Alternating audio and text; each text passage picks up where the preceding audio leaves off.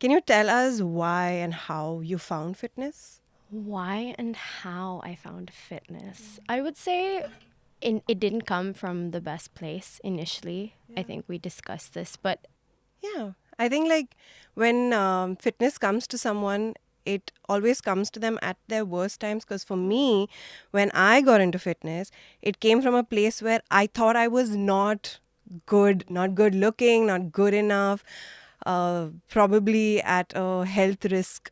So it comes from a very negative place. And how do we change fitness from perceiving it as negative to a positive? I think that's really hard. I think even today there are so many people that still come to me and they're like, I need to start because my husband said something about me and now I really want to feel good about myself. Or, I tried on this outfit that I wore 5 years ago and it doesn't fit. And I'm like, why are you still trying to fit into a box from 5 years ago? If people find it really hard to like let go of who they were. And I think a lot of it has to do with changing their mindsets and then going into fitness from like a different space, not because you want to change what you look like, but it's hard. It's no one's there yet. It takes a lot of time to get to that space. It is really hard. And I think it's the same thing with mental health as well. It's like 4 years ago, I was at my peak confidence and my peak self worth, and I want to go back to that. I don't want to. I don't want to be this new version of myself. So, are we always striving to go backwards, especially with fitness? That's actually pretty interesting. I never thought about it like that. Yeah. Because I do know, like, as a woman, even though my weight has been up and down, and even if I go back to what my ideal weight was, the shape of the body changes still, right? I'm still not going to be able to wear like low rise jeans the same way I wore it when I was 21. I think it's not so much that you can't wear it that way, you can. It's just that, you know, your body will change regardless with age. Your Yeah. like I know men that look the same when they were 15 and when they're 35, but women on the other hand, just with like menstrual cycles and so many things that they're just you get so attached to a certain shape that you're refusing to let go of it. And there are women even now that have had 3 and 4 babies and they're like, I'm trying to get back to my pre-pregnancy body. And I'm like, nothing about your life is pre-pregnancy, so there's no reason for you to have that goal right now. Oh my God, that's so good. Why haven't we even thought about it that way? Nothing in our life has been the same way like it used to be, but why are we so adamant on bringing our body just to that? Yeah. And how do hormones play a role when it comes to women losing? Oh my God, this question. It's huge. I think today more than ever, we're learning so much because we have access to so much information. We're learning so much about our lifestyles and how just so many stress factors, which, we used to think stress was just a mental, like, I'm not feeling good today, but your sleep, your food that you eat, like the environment that you're in, like all these things play a huge, huge role in how your body functions. Your hormones can be completely disrupted, and then you come in with this goal to lose weight, but your body's not in a state to lose weight. You first need to do everything else to bring it back to like functional level before you're able to like have a bigger goal like that. And are people aware of the fact that you need to do all of that? Because a lot of people think that in 6 weeks I can shred my winter or like holiday weight. For one, if it's taken you like 12 months to put on that much weight, you're not going to lose it in 6 weeks. However, there are a lot of companies that do sell 6 and 12 week programs.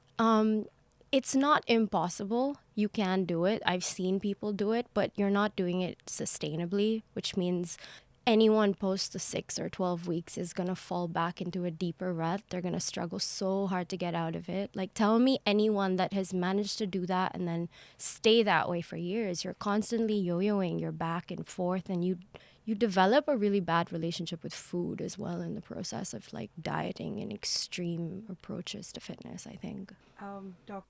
Talking about a bad approach to dieting and a relationship with food. Do you have your own example around that? Is that something that you've realized being in this industry? Definitely took me, I would say, close to 8 years of just trying every possible diet under the sun and realizing that eventually, it all comes down to the same thing. You have to like understand food in order to know how you can make it work for your body or not work for your body. And is there something known as bad food? I love this question. Bad food and cheat meals, I stopped saying that. I used to say it a lot. Sunday and Saturday would be like your cheat weekends. The stigma around this is horrible only because what happens is we've seen so many big massive binging episodes that happen because you're trying to like do something good for so long, then you eventually just binge as opposed to just finding a balance throughout the week. I feel like this is something that we have been taught also by the fitness culture, because they are an industry that needs to profit as well. And I remember when I was going to a studio, they used to promote challenges to lose weight, and they used to promote the fact that, oh, you've come back from your holiday, you can join this 14-day, you can join this 20-day 28-day challenge. And it somewhere sends the wrong messaging to your head. Very constantly they used to use the words as cheat meal or like bad food. So I feel like I also developed a really unhealthy relationship with carbs, a really unhealthy relationship with sugar. And now when you look at it all holistically, how does that how do you make the decision that this is good and this is bad, this works for me, this doesn't? It's hard because a lot of these fitness companies, the fitness industry, preys on your insecurities. It's what it's designed to do. And as individuals, you're always looking for the easiest, quickest way out. So if I said to you, in 6 weeks, I can give you your dream body, all you have to do is be consistent, I'd be like, here, take my money.